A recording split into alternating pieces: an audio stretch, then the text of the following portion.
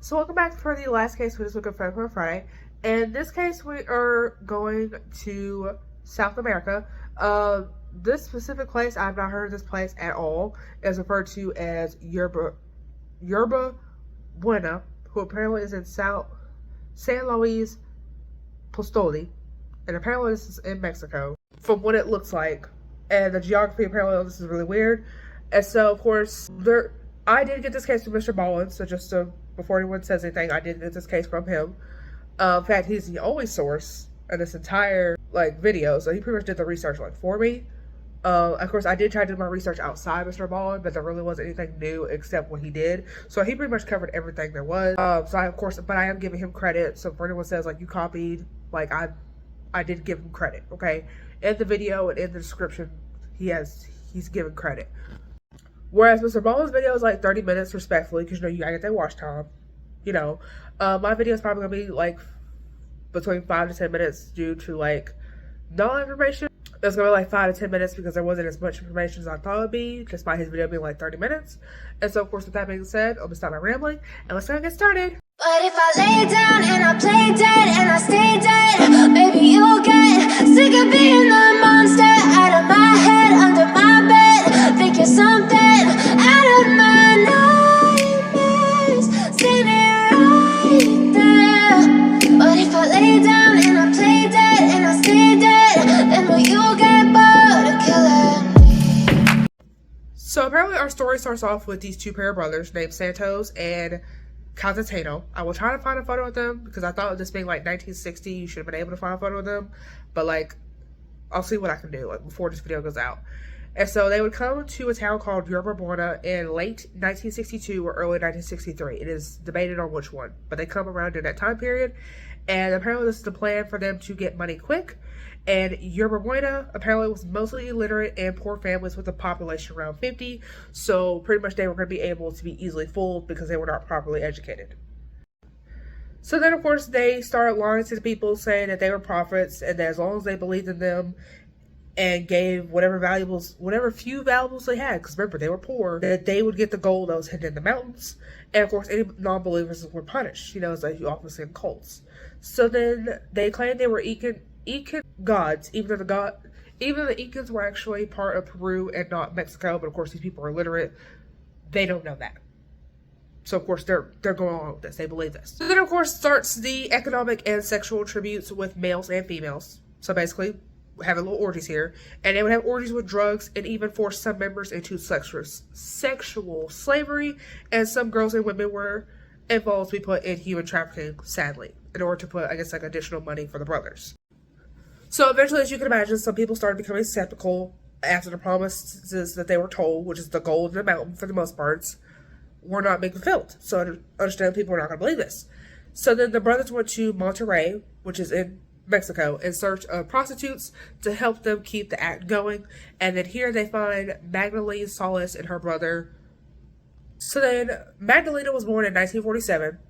There is a picture that I want to believe is her, but other people have been using photos of Dagmar Overby, which I've already covered. I will leave a link to Dagmar's case if you're interested in being covering that one.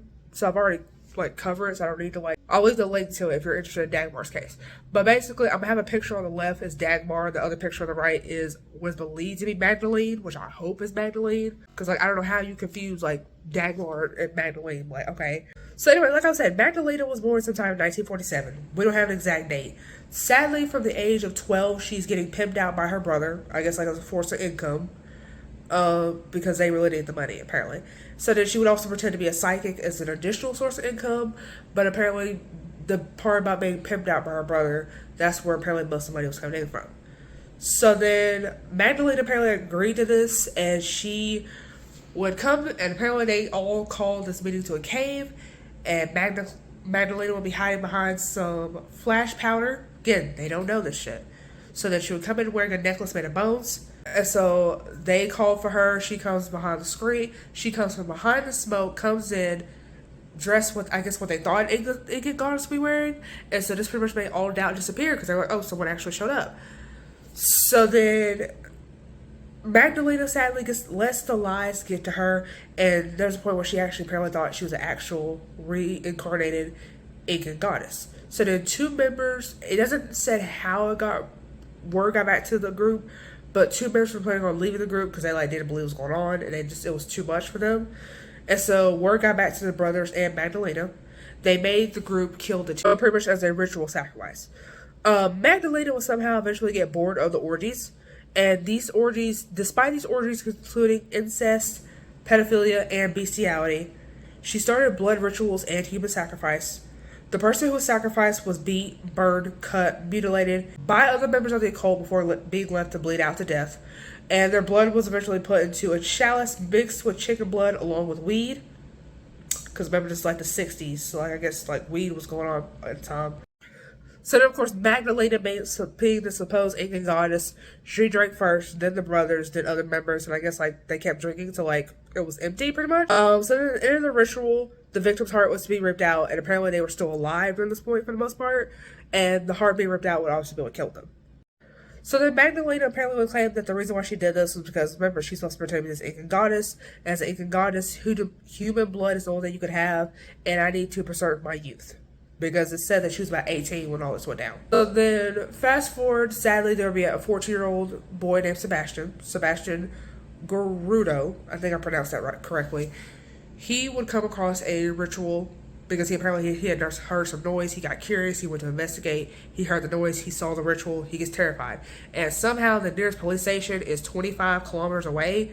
It's believed he ran most, if not all the way there because he was that freaked out. So, of course, he's begging for the police to help. And they turned him away, thinking that he was mentally ill or on drugs. He comes back the next day, insisting, hey, I need help. You don't believe what I saw. And there was an officer named Luis Martinez who went with him, hey, let's go see what's going on. Why are you, acting like this? Luis and Sebastian go to the cave together, and apparently it's not confirmed exactly what order this happened to them or anything, but basically it's the last time Sebastian and Luis are confirmed to be alive, to be seen alive, other than the group, obviously. So then after Luis didn't turn to work, because he is a police officer, they go get the Mexican army for help, and on May 31st, 1963, police and soldiers did a bust on the cave. Magdalena and Elzeldiar, which is her brother, they were arrested.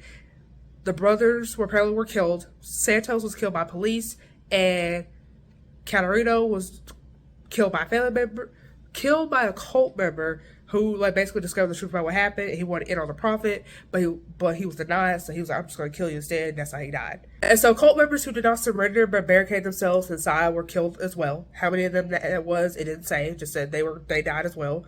And so Sebastian and Luis's bodies will later be found near a farm where the Solis siblings lived on, and Luis, of course, had his heart ripped out.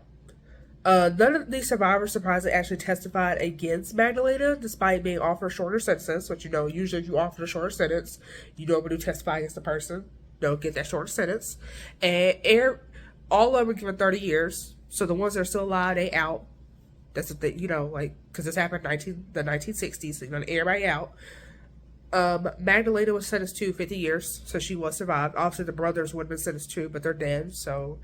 And it is said that she did die in prison, and it said she apparently confirmed to died in prison, but despite being so well known, it was never known when she officially died. So it's said that Magdalena died, but there's no no death that's come out. So yeah, with that being said, let me know what you think down below of this. If you know anybody else from Mexico, I guess ask them, have they ever heard of this case? And so with that being said, that's all I have for this week, and I'll see you faithfuls next week. Bye. So if I play dead, will you regret everything that you did, that you said? I don't think you understand what you're doing, and my heart's black and blue from the bruising. I feel like when I'm with you I'm losing. I feel like you think that this amusing, sitting there gaslighting and confusing. Was it me? Is it me? Am I deluded? I'm the one who's always sorry, the conclusion. Even though I offer all of the solutions, I wish you loved me like I love you, it's stupid. When I'm alone with you I never feel lucid. I wish I wasn't struck by Cupid. I wish when I first saw you I knew this. When I'm with you I feel so useless, I feel diluted, my heart's been wounded. Silhouettes of you are like a taunt. Never really know just what you want. With you I don't ever feel calm. I can feel the sweat inside my palm. Play with me like cats and a string. You don't understand the pain it brings. You don't ever wanna give me wings. You don't ever wanna set me free. But if I lay down and I play